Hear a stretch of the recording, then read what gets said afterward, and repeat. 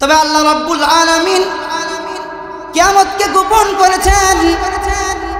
কিয়ামত কবে হবে এই কথা আল্লাহ পাক বলেন নাই, তবে কিয়ামতের আলামতগুলো আল্লাহ রাব্বুল আলামিন বলে দিয়েছেন। এই আলামতগুলো যখন প্রকাশ পেয়ে যাবে তখন আমাদের বুঝার আর বাকি নেই, আমাদের বুঝার বাকি থাকবে না যে কিয়ামত অচিরেই সংগঠিত হয়ে যাবে। রাসূল করিম সাল্লাল্লাহু আলাইহি ওয়াসাল্লামের কাছে এক ব্যক্তি এসে জিজ্ঞেস করলো, ইয়া রাসূলুল্লাহ, কিয়ামত কবে ঘটবে? রাসূল করিম সাল্লাল্লাহু আলাইহি ওয়াসাল্লাম তাকে বললেন, কিয়ামতের জন্য কি প্রস্তুতি নিয়েছো? অর্থাৎ আল্লাহর রাসূলের এই হাদিস থেকে আমরা শিক্ষা পাই কিয়ামত আসবে, এই জন্য কিয়ামত কবে আসবে এটা নিয়ে বেশি ফিকির করার চাইতে কিয়ামতের জন্য কি আমল করলাম, কি ইবাদত করলাম, কি সামানা জোগাড় করলাম, এটার দিকে রাসূল করিম সাল্লাল্লাহু আলাইহি ওয়াসাল্লাম বেশি গুরুত্ব আরোপ করেছেন। আল্লাহর রাসূল সাল্লাল্লাহু আলাইহি ওয়াসাল্লামের হাদিস থেকে কিয়ামতের প্রস্তুতি নেওয়ার জন্য আমাদেরকে বলেছেন, অথচ আমাদের কোনো খবর নাই। দিন দুনিয়া এমনভাবে আমাদেরকে পেয়ে বসেছে, আমার উঠা বসা দেখলে মনে হয় কিয়ামতের কোনো চিন্তা আমার মধ্যে নাই। আমি মানুষকে ধোঁকা দেই, মানুষের সঙ্গে মিথ্যে কথা বলি, মানুষের সঙ্গে প্রতারণা করি। ফরজ নামাজ আমি ইচ্ছা অনিচ্ছা আমি কাজা করে ফেলি। আমার এই আমলগুলো দেখলে, আমার এই চলন বলনগুলো দেখলে মনে হবে যে আমি যে কিয়ামতকে বিশ্বাস করি, এটা দেখে বুঝার কোনো উপায় নেই। ইন্নাল হামদালিল্লাহি নাহমাদুহু ওয়া নাস্তাঈনুহু ওয়া নাস্তাগফিরুহু ওয়া নু'মিনু বিহি ওয়া নাতাওয়াক্কালু আলাইহি ونعوذ بالله من شرور أنفسنا ومن سيئات أعمالنا من يهد الله فلا مضل له ومن يضلله فلا هادي له ونشهد أن لا إله إلا الله وحده لا شريك له ونشهد أن سيدنا وسندنا وحبيب طبيبنا ومولانا محمدا عبده ورسوله الذي أرسله بالحق بشيرا ونذيرا وداعيا إلى الله بإذنه وسراجا منيرا وقد قال الله تعالى في كلامه المجيد وفي فرقانه الحميد أعوذ بالله من الشيطان الرجيم بسم الله الرحمن الرحيم ونفخ في الصور فإذا هم من الأجداث إلى ربهم ينسلون وعن عائشة رضي الله تعالى عنها أنها قالت ذكرت النار فبكيت فقال رسول الله صلى الله عليه وسلم ما يبكيك قلت ذكرت النار فبكيت هل تذكرون أهليكم يوم القيامة فقال رسول الله صلى الله عليه وسلم أما في ثلاثة مواطن لا يذكر أحد أحدا عند الميزان حتى يعلم أيخف ميزانه أو يثقل وعند الكتاب حين يقال هاؤم اقرءوا كتابيه حتى يعلم أين يقع كتابه أم في شماله أم في يمينه أم في وراء ظهره وعند الصراط إذا وضع بين ظهر جهنم أو كما قال عليه الصلاة والسلام الحمد لله জলার পার নয়গাঁও যুব সমাজের উদ্যোগে একবার্ষিক ওয়াজ দোয়ার মাহফিলের সম্মানিত সভাপতি আজকের প্রধান বক্তা দিগার উলামায়ে কেরাম দুর্দান্ত থেকে আগত ইসলাম প্রিয় তাওহীদি জনতা আল্লাহ পাকের দরবারে লাখো কোটি শুকর সুজুদ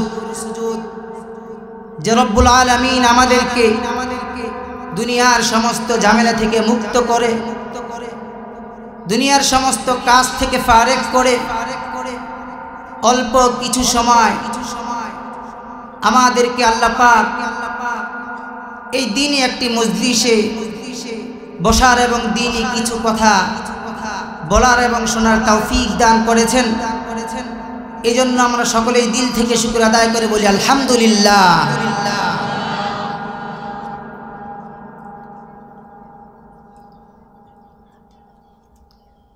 আজকে আমি যে বিষয়টি নিয়ে কিছু কথা বলবো পৃথিবীর বয়স অনেক হয়েছে রাসূল করিম সাল্লাল্লাহু আলাইহি ওয়াসাল্লাম সর্বশেষ নবী আল্লাহ রাসূল সাল্লাল্লাহু আলাইহি ওয়াসাল্লাম পৃথিবীর বুকে আসছেন এটাও একটা কিয়ামতের আলামত এই কারণে আমাদের সামনে যেহেতু কিয়ামত অতি সন্নিকটে এই জন্য আমরা আজকে কিয়ামত সম্পর্কে কিছু আলোচনা শুনব।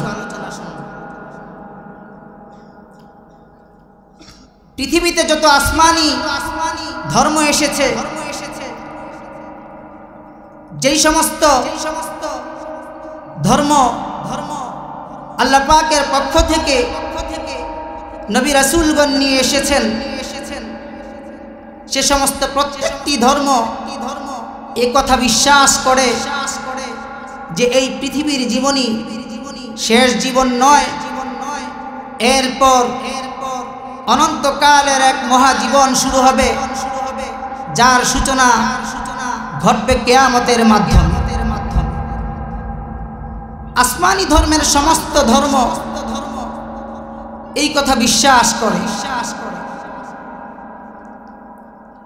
তবে ইসলামে যে পরিমাণ পরকালের কথা বলা হয়েছে অন্য কোন ধর্মে প্রায় 10 ভাগের 1 ভাগের কথাও বলা হয়নি। আমাদের ধর্মে অনেক বেশি বলা হয়েছে। কোরআনুল কারীমে আল্লাহ তাআলার প্রতি সর্বপ্রথম ঈমান আনয়নের পর সবচাইতে বেশি পরকালের প্রতি বিশ্বাসের কথা আল্লাহ পাক কোরআনুল কারীমের মধ্যে বলেছেন। কারণ পরকালের প্রতি যদি মানুষের বিশ্বাস উঠে যায় তাহলে পৃথিবীতে আর আমল টিকে থাকবে না, আমল তো করবেই না, আমলের অস্তিত্বই থাকবে না। সব মানুষ অত্যাচারী, জুলুম নির্যাতনকারী লুটেরা ডাকাতু চোর বাটপার জালেম হারুন কামান ফেরাউন সাদ্দাত বড় বড় পাপিষ্ঠে রূপান্তরিত হবে। আল্লাহ পাক কিয়ামতের মাধ্যমে পরকালে প্রত্যেকটি মানুষকে প্রতিদান দিবেন। এই বিশ্বাস মানুষের মধ্যে থাকার কারণে যদিও মানুষ কখনো নফসের তাড়নায় পড়ে গুনাহে লিপ্ত হয়ে যায়, কিন্তু আবার যখন তাকে পরকালের কথা যখন তাকে স্মরণ করিয়ে দেওয়া হয় তখন সে আযাবের ভয়ে প্রকম্পিত হয়, কেঁপে উঠে এবং সাময়িক গুনাহ করলেও তাওবা ইস্তিগফারের মাধ্যমে আবার আল্লাহর কাছে ফিরে আসে।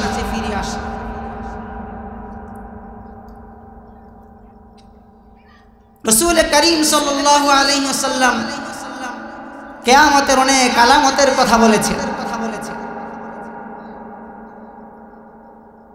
কিয়ামতের ছোট যত সমস্ত আলামতগুলো আছে সে সমস্ত আলামতগুলো প্রায় প্রকাশ পেয়ে গিয়েছে। বড় বড় আলামতগুলি কেবলমাত্র বাকি আছে। আজ থেকে 1400 বছর পূর্বে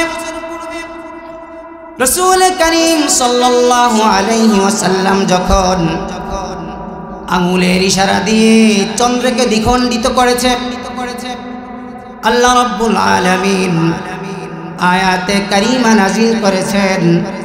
আল্লাহ বলেন ইকতারাবাতিস সাআতু ওয়ান শাক্কাল কমার, কিয়ামত নিকটবর্তী হয়েছে, চন্দ্র দ্বিখণ্ডিত হয়েছে, চাঁদ দ্বিখণ্ডিত হয়েছে। এটা একটি কিয়ামতের আলামত যা আজ থেকে 1400 বছর পূর্বেই ঘটে গিয়েছে। অর্থাৎ রাসূল করিম সাল্লাল্লাহু আলাইহি ওয়াসাল্লাম পৃথিবীর বুকে আসছেন। কিয়ামতের আর বেশি দেরি নাই, কিয়ামতের আর বাকি নাই। আল্লাহ পাক বলেন, কুরআনুল কারীমের ইরশাদ করে আল্লাহ পাক বলেন ইকতারাবা লিন-নাসি হিসাবুহুম ওয়া হুম ফি গাফলাতিন মুআরিদুন। মানুষের হিসাব নিকাশের সময় ঘনিয়ে আসছে, অর্থাৎ কিয়ামত খুব সন্নিকটেই চলে আসছে। ওয়া হুম ফি গাফলাতিন মুআরিদুন, অথচ মানুষ গাফলাতের মধ্যে আছে এবং আল্লাহ পাকের জিকির থেকে মুখ ফিরিয়ে আছে। অর্থাৎ কিয়ামত অতি নিকটেই। তবে আল্লাহ রাব্বুল আলামিন কিয়ামতকে গোপন করেছেন। কিয়ামত কবে হবে এই কথা আল্লাহ পাক বলেন নাই, তবে কিয়ামতের আলামতগুলো আল্লাহ রাব্বুল আলামিন বলে দিয়েছেন। এই আলামতগুলো যখন প্রকাশ পেয়ে যাবে তখন আমাদের বুঝার আর বাকি নেই, আমাদের বুঝার বাকি থাকবে না যে কিয়ামত অচিরেই সংগঠিত হয়ে যাবে। রাসূল করিম সাল্লাল্লাহু আলাইহি ওয়াসাল্লামের কাছে এক ব্যক্তি এসে জিজ্ঞেস করলো, ইয়া রাসূলুল্লাহ, কিয়ামত কবে ঘটবে? রাসূল করিম সাল্লাল্লাহু আলাইহি ওয়াসাল্লাম তাকে বললেন, কিয়ামতের জন্য কি প্রস্তুতি নিয়েছো? অর্থাৎ আল্লাহর রাসূলের এই হাদিস থেকে আমরা শিক্ষা পাই কিয়ামত আসবে, এই জন্য কিয়ামত কবে আসবে এটা নিয়ে বেশি ফিকির করার চাইতে কিয়ামতের জন্য কি আমল করলাম, কি ইবাদত করলাম, কি সামানা জোগাড় করলাম, এটার দিকে রাসূল করিম সাল্লাল্লাহু আলাইহি ওয়াসাল্লাম বেশি গুরুত্ব আরোপ করেছেন। আল্লাহর রাসূল সাল্লাল্লাহু আলাইহি ওয়াসাল্লামের হাদিস থেকে কিয়ামতের প্রস্তুতি নেওয়ার জন্য আমাদেরকে বলেছেন, অথচ আমাদের কোনো খবর নাই।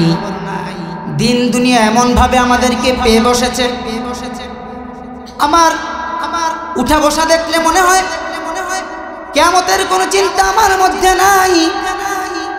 আমি মানুষকে ধোঁকা দেই, মানুষের সঙ্গে মিথ্যে কথা বলি, মানুষের সঙ্গে প্রতারণা করি। ফরজ নামাজ আমি ইচ্ছা অনিচ্ছা আমি কাজা করে ফেলি। আমার এই আমলগুলো দেখলে, আমার এই চলন বলনগুলো দেখলে মনে হবে যে আমি যে কিয়ামতকে বিশ্বাস করি।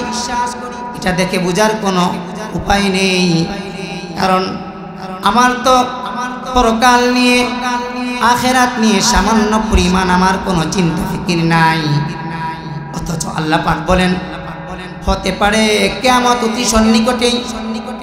আল্লাহ পাক কোরআনুল কারীমের মধ্যে বলেন ইয়াসআলুকান নাসু আনিস সাআ কুল ইন্নামা ইলমুহা ইনদাল্লাহ ওয়া মা ইউদরিকা লাআল্লাস সাআতা তাকুনু করিবা। নবী, আপনাকে মানুষ কিয়ামত সম্পর্কে জিজ্ঞেস করে, আপনি বলুন কুল ইন্নামা ইলমুহা ইনদাল্লাহ, কিয়ামতের জ্ঞান তো কেবল আল্লাহ পাকের কাছে আছে। ওয়া মা ইউদরিকা লাআল্লাস সাআতা তাকুনু করিবা, কে জানে হয়তো কিয়ামত অতি সন্নিকটেও হতে পারে।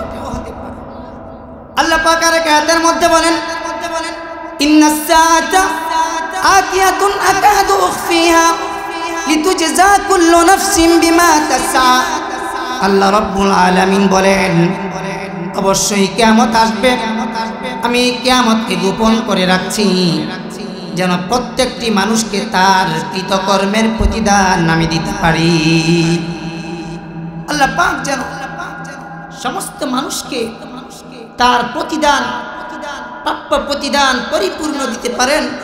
আল্লাহ পাক বলেন এই জন্য আমি কিয়ামতকে গোপন করে রাখছি। তার মানে এই আয়াতগুলো থেকে আমরা যা বুঝতে পারলাম, কিয়ামতের সুনির্দিষ্ট সময় আল্লাহ পাক কোথাও উল্লেখ করেন নাই, তবে কিয়ামতের আলামতের কথা কুরআনুল কারীম এবং হাদিসে পাকের মধ্যে পাওয়া যায়। রাসূল করিম সাল্লাল্লাহু আলাইহি ওয়াসাল্লাম বলেন ইযা তুখিদাল ফাইউদ ওয়ালা, যখন যুদ্ধলব্ধ মালকে গনিমতের মাল মনে করা হবে, ওয়াল আমানাতু মাগনামা, যখন আমানতকে গনিমত মনে করা হবে। মানুষ আমার কাছে আমানত রেখেছে, কিন্তু এই আমানতকে আমি গনিমতের মাল যেমন মানুষ বন্টন করে নেয়, নিজের করে নেয়, একজন আমার কাছে আমানত রেখেছে, এই আমানতকে আমি নিজের মাল মনে করে খেয়ে ফেলেছি। তারপর আল্লাহর রাসূল বলেন ওয়াজ যাকাতু মাগরামা, মানুষ যখন যাকাতকে জরিমানা মনে করবে, এই রোগ আমাদের মধ্যে দেখা দিচ্ছে। যাকাতকে মানুষ জরিমানা মনে করে, যার কারণে অধিকাংশ মানুষ যাকাত প্রদান করে না। যাকাতকে একটা বোঝা মনে করে আমার উপর এই কাজে দায়িত্ব চাপিয়ে দিয়েছে, এই কারণে অধিকাংশ মানুষ যাকাত আদায় করে না। এই যে রাসূল করিম সাল্লাল্লাহু আলাইহি ওয়াসাল্লামের সেই হাদিস, আল্লাহর রাসূল বলেছেন যে কিয়ামতের আলামতের মধ্যে, কিয়ামতের আলামত হচ্ছে যে মানুষ যাকাতকে জরিমানা মনে করবে। ওয়াতুল্লিমা লিগাইরিদ দ্বীন, এবং মানুষ দ্বীনের ইলমকে শিক্ষা করবে, দ্বীন চর্চা করবে দুনিয়ার উদ্দেশ্যে। অর্থাৎ কোরআন হাদিসের যে ইলম মানুষ আল্লাহ রাব্বুল আলামিনকে সন্তুষ্ট করার জন্য অর্জন করে, এই জ্ঞান যখন মানুষ দুনিয়া কামায়ের জন্য মানুষ যখন অর্জন করবে, বুঝতে হবে কিয়ামতের আর বেশি বাকি নাই। আল্লাহ রাসূল বলেন ওয়া আতাআর রাজুলু ইমরাতাহু, একজন পুরুষ যখন তার স্ত্রীর আনুগত্য করবে, আগের যুগে স্ত্রীরা পুরুষের কথা উঠা বসা করত, কিন্তু আমাদের যুগে আমরা দেখতে পাই একজন স্ত্রীর কথায় তার পুরুষ উঠা বসা করে। আল্লাহর রাসূল বলেছেন এটা কোনো সাধারণ বিষয় নয়, এটা হচ্ছে কিয়ামতের একটি আলামত। এই রোগ আসেনি আমাদের মধ্যে, আমাদের সমাজে আছে অসংখ্য অসংখ্য। দেখেন হাদিস কত প্র্যাকটিক্যাল। আল্লাহ রসুল 1400 বছর পূর্বে মনে হয় দেখে দেখে আল্লাহ রসুল এই কথাগুলো বলছেন যা আজকে ঘটছে। আল্লাহ রসুল বলেন একজন পুরুষ তার স্ত্রীর আনুগত্য করবে, তারপরে আল্লাহ রসুল বলেন ও আক্কা উম্মাহু, এবং সে তার মাতাকে কষ্ট দিবে, মাকে কষ্ট দিবে। এই রোগ আছে। স্ত্রীর কথা উঠা বসা করে, মাকে কষ্ট দেয়। আল্লাহ রসুল হাদিসের মধ্যে 1400 বছর পূর্বেই বলেছেন এটা একটি কিয়ামতের আলামত। আল্লাহ রসুল আরো বলেন ওয়া আদনা সাদিকাহু, মানুষ তার বন্ধুকে কাছে টেনে নিবে, ওয়া কাসা আবাহু, এবং তার পিতাকে দূরে ঠেলে দিবে। আমাদের মধ্যে এমন রোগ দেখা দিয়েছে, আমরা দূরের মানুষকে আপন মনে করি, বন্ধু বান্ধবকে পিতা মাতার চাইতেও বেশি আপন মনে করি। বন্ধুর কাছে আমি সব কিছু বলতে পারি, কিন্তু আমার বাবার কাছে আমি মন খুলে বলতে পারি না, কারণ আমি আমার বাবার চাইতে আমি আমার বন্ধুকে বেশি আপন মনে করি। রাসূল করিম সাল্লাল্লাহু আলাইহি ওয়াসাল্লাম বলেন এটি হচ্ছে একটি কিয়ামতের আলামত। এই রোগ আছে আমাদের মধ্যে, আছে কমন, এগুলো কমন। ওই যে ভাই বলতেছে কমন। আল্লাহ রাসূল সাল্লাল্লাহু আলাইহি ওয়াসাল্লাম 1400 বছর পূর্বে যেই কথাগুলো বলেছেন মনে হয় দেখে দেখে বলেছেন, যার বাস্তব রূপ বর্তমান পৃথিবীতে আমরা স্পষ্টভাবে দেখতে পাই। আল্লাহ রাসূল এই হাদিসের মধ্যে আরো বলেন ওয়া যাহারাতিল আসওয়াতু ফিল মাসাজিদ, মসজিদের মধ্যে শোরগোল হবে, হট্টগোল হবে, মসজিদের মধ্যে চিল্লা পাল্লা হবে। একটা সময় ছিল মানুষ যখন মসজিদের মধ্যে প্রবেশ করত সমস্ত মানুষগুলো চুপ হয়ে যেত।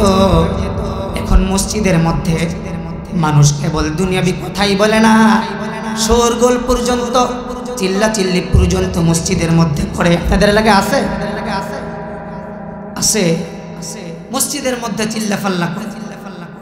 দেখেন প্র্যাকটিক্যাল হাদিস। আল্লাহ রাসূল আরো বলেন ওয়াসাদাল কাবিলাত ফাসিকুহুম, এবং গোত্রের নেতৃত্ব দিবে, জাতির নেতৃত্ব দিবে। তাদের মধ্যে সবচাইতে ফাসিক ব্যক্তি যে হবে, সবচাইতে পাপিষ্ঠ ব্যক্তি জাতির নেতৃত্ব দিবে। এটা আমাদের সমাজে আছে কিনা? অসংখ্য, অপরিমাণ, অগণিত যারা মানুষের উপর জোর জুলুম করতে পারে, মাস্তানি করতে পারে, অধিকাংশ এই শ্রেণীর কাছেই ক্ষমতা মানুষ হস্তান্তর করে থাকে। বর্তমান এই ধরনের মানুষই ক্ষমতা পেয়ে থাকে। আল্লাহ রাসূল এটাকেই বলেছেন কিয়ামতের আলামত, যে গোত্রের নেতৃত্ব দিবে, জাতির নেতৃত্ব দিবে, তাদের মধ্যে সবচেয়ে ফাসিক ব্যক্তি বলতে। আমাদের দেশের বহু রাজনীতিবিদ আছে, তারা মদ্যপায়ী, এবং আমাদের দেশ থেকে যে অর্থ পাচার হয়, লুণ্ঠন হয়, আমাদের দেশের এমন কোনো নাগরিক নাই যে এটা জানে না। বাংলাদেশের মানুষ যে পরিমাণ খেটে খায়, কাজ করে, এবং বাংলাদেশের মানুষ প্রত্যেকটা মানুষ ধনী গরিব সবাই খেটে খায়। আমাদের দেশ থেকে যদি অর্থ পাচার না হতো, আমার মনে হয় আমার এই দেশ মালয়েশিয়া, সিঙ্গাপুর থেকে কোনো অংশে কম হতো না। অন্তত যদি কোনো এক টাইম 5 বছর যদি আমাদের দেশে কোনো প্রকার দুর্নীতি না হয়, এই বাংলাদেশ আর এই বাংলাদেশ থাকবে না, বিশ্বের উন্নত দেশে পরিণত হবে। কারণ এই দেশে জনসংখ্যা অনেক বেশি এবং সমস্ত মানুষ খেটে খায়, কিন্তু তারপরেও আমরা দরিদ্র কেন? কারণ আমার আপনার ট্যাক্সের সমস্ত টাকাগুলো হাজার হাজার কোটি টাকা এই দেশের রাজনীতিবিদরা বিদেশে পাচার করে দেয়। তাহলে আপনারাই বলুন, আল্লাহ রাসূল যে হাদিসের মধ্যে বলেছেন যে জাতির নেতৃত্ব দিবে, জাতিকে পরিচালনা করবে তাদের সবচেয়ে পাপিষ্ঠ ব্যক্তিবর্গ, এই কথার বাস্তবতা আছে? এই কথার বাস্তবতা একেবারে 100 আমরা দেখতে পাই। আল্লাহ রাসূল আরো বলেন ওয়াকানা জাইমুল কওমি আরদালাহুম, এবং গোত্রের নেতা হবে সবচাইতে হীন ব্যক্তি, সবচাইতে একেবারে হীন প্রকারের যেই ব্যক্তি, যার মধ্যে কোনো আত্মমর্যাদা থাকবে না, মনুষ্যত্ববোধ থাকবে না, এই ব্যক্তি হবে জাতির নেতা। জাতির বড় বড় লিডার যারা হবে তাদের মধ্যে আত্মমর্যাদা থাকবে না, জাতির সবচাইতে হীন ব্যক্তি তারা হবে। আল্লাহ রাসূল আরো বলেন, ওয়াযাহারাতিল কায়নাতু ওয়াল মাআজিফ, নায়িকা এবং বাদ্যযন্ত্র বেড়ে যাবে, নায়িকা গায়িকা বেড়ে যাবে, বাদ্যযন্ত্র বেড়ে যাবে। আমাদের সমাজে নর্তকীর অভাব নাই, নায়িকা গায়িকার অভাব নাই। টেলিভিশন খুললেই উলঙ্গপনা, উলঙ্গ বেহাপনা, নাচ আর নাচ দেখা যায়, এবং বাদ্যযন্ত্রের কারণে মানুষ আমরা ঘুমাতেও পারি না। এমন সময় হয় শুক্রবার মানুষ জুমার নামাজ পড়ে, সারা রাত্রিভর পাশের বাড়িতে বিয়ের অনুষ্ঠান, বাদ্যযন্ত্র বাজতে থাকে, মানুষ ঘুমাতে পারে না। আল্লাহ রাসূল যে বলেছেন যে গায়িকা নায়িকা বেড়ে যাবে এবং বাদ্যযন্ত্র বেড়ে যাবে, এই হাদিসের বাস্তব রূপ যা আজকে আমরা আমাদের সমাজের মধ্যে দেখছি। ঠিক কিনা বলুন? এই সমস্যা আমাদের সমাজে আছে, আপনাদের এলাকায় মনে হয় না, তাই না? বেশি। এটা আসলে আমাদের রোগ হয়ে গেছে, সামাজিক রোগ, সামাজিক ব্যাধি, সমাজ নষ্ট হয়ে গেছে, যার ফলে এই পরিমাণ পাপ আমাদের দ্বারা সংগঠিত হয়। আল্লাহ রাসূল 1400 বছর পূর্বে এই কথাগুলো যেন দেখে দেখে বলেছে। আল্লাহ রাসূল আরো বলেন, অশুরিবাতিল খুমুর, বেশি বেশি মদ্যপান করা হবে, তখন বুঝতে হবে কিয়ামতের আর বেশি দেরি নাই। কিয়ামতের আগে মানুষ অধিক পরিমাণে মদ্যপান করবে। ওয়ালা আনা আখিরু হাযিহিল উম্মতি আউওয়ালাহা, এবং এই জাতির পরবর্তী লোক পূর্ববর্তী লোকদেরকে গালিগালাজ করবে।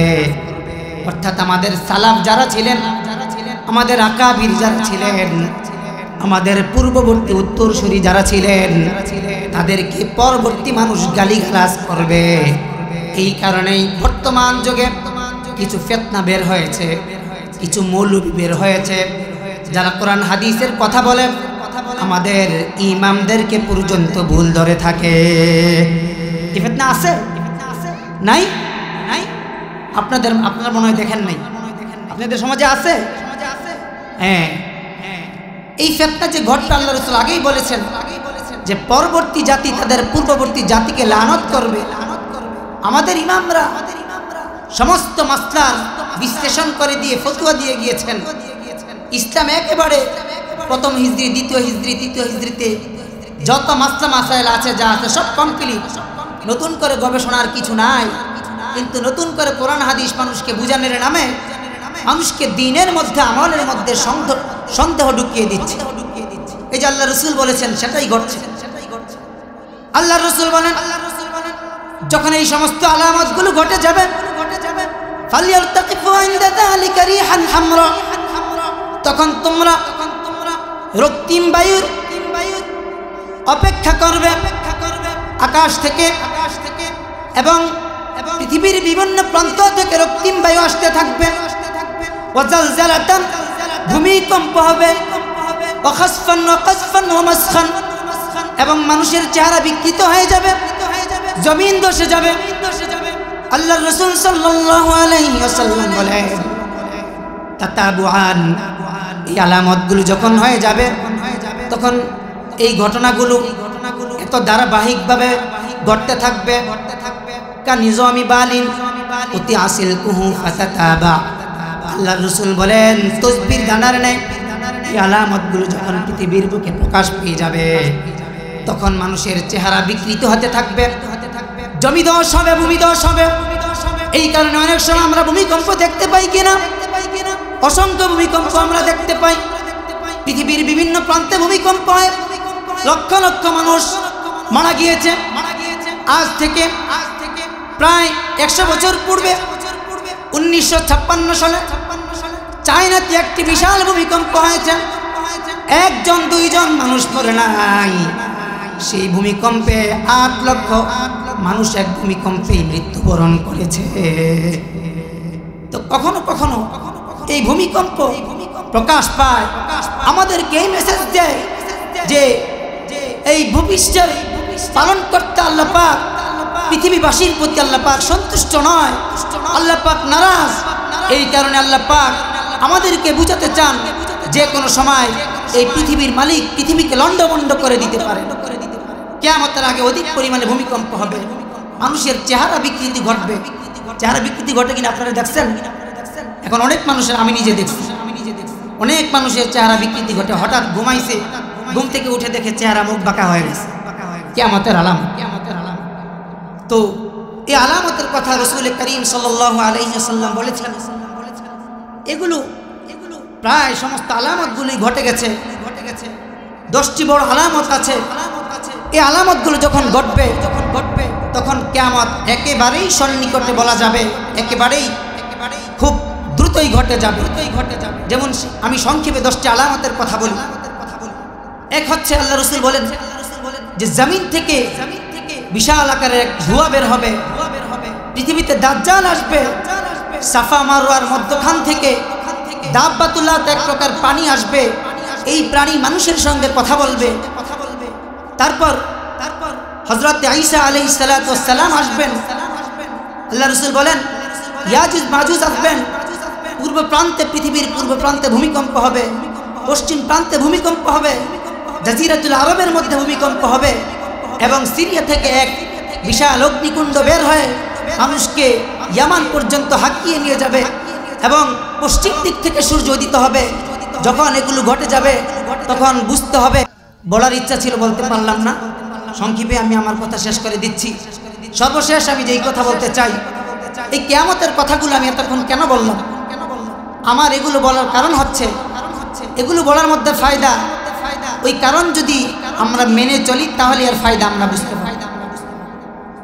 এই কথাগুলো আমি বললাম যে আল্লাহ রাসূল সাল্লাল্লাহু আলাইহি ওয়াসাল্লাম কিয়ামতের যে সমস্ত আলামতের কথা বলেছেন, ছোট ছোট সমস্ত আলামতগুলো প্রকাশ পেয়ে গেছে। সামনে বড় আলামতগুলো যে কোনো মুহূর্তে প্রকাশ পেতে পারে। এই জন্য আমাদের আমলের প্রস্তুতি নিতে হবে, পরকালে যেন আমরা আল্লাহ পাকের দরবারে ধরা না খাই, আল্লাহ পাকের কাছে, আল্লাহ পাকের কাঠগড়ে আমাদেরকে না দাঁড়াতে হয়।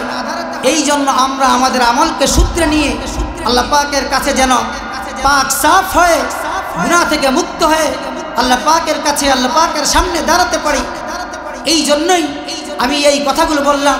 যদি কিয়ামতের ব্যাপারে কিছু কথা বলা হয়, হতে পারে আমাদের দিল প্রকম্পিত হতে পারে, আমাদের পরকালের প্রতি বিশ্বাস স্থাপন হতে পারে, পরকালের প্রতি ভয় ভীতি আমাদের অন্তরে তৈরি হতে পারে। এই কারণেই আমি সামান্য কিছু কথা বলেছি। মূল কথা হচ্ছে আল্লাহ পাক আমাদেরকে পাঠিয়েছেন কিয়ামতের মাধ্যমে এই দুনিয়া থেকে আমাদের সমাপ্তি ঘটিয়ে আল্লাহ পাক সেই আবার ময়দানে মাহশারে আল্লাহ পাক আমাদেরকে নিয়ে যাবেন। প্রত্যেক ব্যক্তিকে আল্লাহ পাক তার প্রাপ্য প্রতিদান দিয়ে দিবেন। কিয়ামতের ব্যাপারে এই কথা আল্লাহ বলেন, ইন্নাস সাআতা আতিয়াতুন আকাদু ফিহা লিতুজজা কুল্লু নাফসিন বিমা তাসা। আল্লাহ পাক কিয়ামতকে গোপন করে রাখছেন যেন প্রত্যেক মানুষকে তার কর্মের কৃতকর্মের প্রতিদান দিতে পারে। এই জন্য এটা মনে করার কোনো সুযোগ নাই যে দুনিয়াতে যা মন চাই তা করলাম, হয়তো আল্লাহ পাক আমাকে মাফ করে দিবেন। এটা এই মনে মনে এই আশা করার, মিষ্টি খাবার কোনো সুযোগ নাই। যা আমল করবেন, যতটুকু চেষ্টা করবেন, যতটুকু মেহনত করবেন, ততটুকুই আপনি দেখতে পারবেন। ফামান ইয়ামাল মিসকালা যাররাতিন খায়রান ইয়ারা ওয়া ইয়ামাল মিসকালা যাররাতিন শাররান ইয়ারা। আপনি আপনার প্রাপ্য প্রতিদান কাল কিয়ামতের ময়দানে পেয়ে যাবেন। এই জন্য ভাই, দোস্ত, বুজুর্গ বলবো, আমাদের এখানে নাচ গান হলে, যাত্রাপালা হলে মানুষের অভাব থাকে না।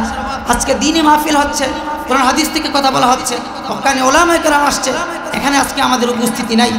এই সমস্ত মজমাতে বসলে আমাদের রুহের চিকিৎসা হয়। আজকে আপনি একটি বয়ান শুনবেন, 6 মাস 1 বছর পর্যন্ত রুহের খোরাক পাবেন, আপনি আমল করতে আগ্রহ বোধ করবেন, জামাতের সঙ্গে নামাজ পড়তে পারবেন। এই জন্য এই ধরনের মাহফিলে আমাদের আসা উচিত কিনা বলুন? উচিত। এই জন্য আমি বলবো, পরকালকে সামনে রেখে আমরা আমাদের জীবনকে সাজাবো, আমলে জিন্দেগি তৈরি করব। এবং কখনো যদি আপনাদের এলাকায় এই ধরনের দিনই মাহফিল হয় থাকে, অবশ্যই আমরা ঘরে বসে না থেকে আমরা এই সমস্ত মাহফিল এসে মাহফিলকে সৌন্দর্যমণ্ডিত করব এবং আল্লাহ পাককে রাজি খুশি করার জন্য দিনই কিছু কথাবার্তা শুনে নিজের জীবনে প্র্যাকটিক্যালিটি বাস্তবায়ন করব। আল্লাহ তাআলা আমাদের সকলকে আমল করার তৌফিক দান করুক। আমিন ওয়া আখিরু দাওয়ানা আনিল হামদুলিল্লাহি রাব্বিল আলামিন।